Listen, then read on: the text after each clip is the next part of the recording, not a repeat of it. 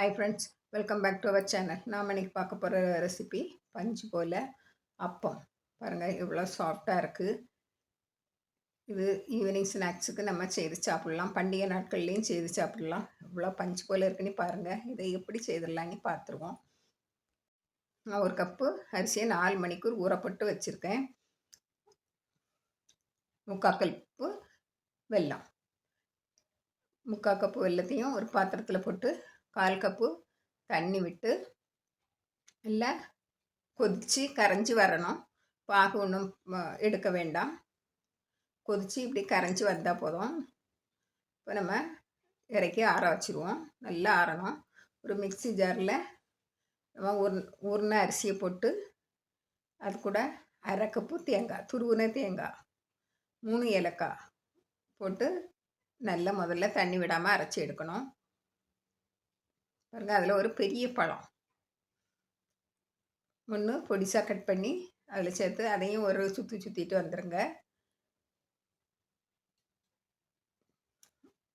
அதுக்கப்புறம் நம்ம கரைச்சி வச்ச வெல்லத்தை வடிகட்டி சேர்த்து நல்ல மை போல் அரைச்சி எடுத்துருங்க. கொஞ்சம் கொஞ்சமாக விட்டு அரைச்சி எடுங்க. பாருங்க, கரெக்டாக இருக்கும். 1 கப்பு அரிசிக்கு 3/4 கப்பு வெல்லம். இதையும் அரைச்சி எடுத்துகிட்டு வந்துடுங்க. நல்லா நைஸாக இருக்கணும். பாருங்கள், இப்படி நைஸாக இருக்கணும். இதை நம்ம ஒரு பாத்திரத்தில் மாற்றிடுவோம்.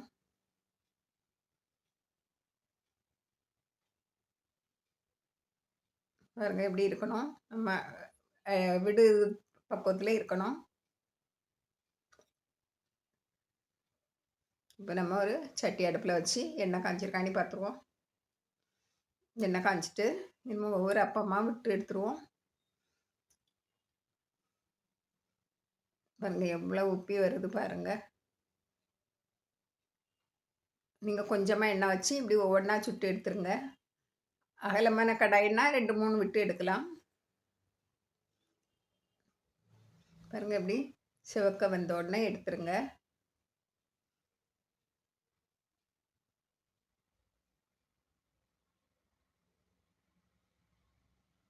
பாருங்கள், எவ்வளோ அழகாக இருக்குது. பஞ்சு போல் இருக்கும். இன்னும் ஒரு அப்பம் விட்டு காணிச்சு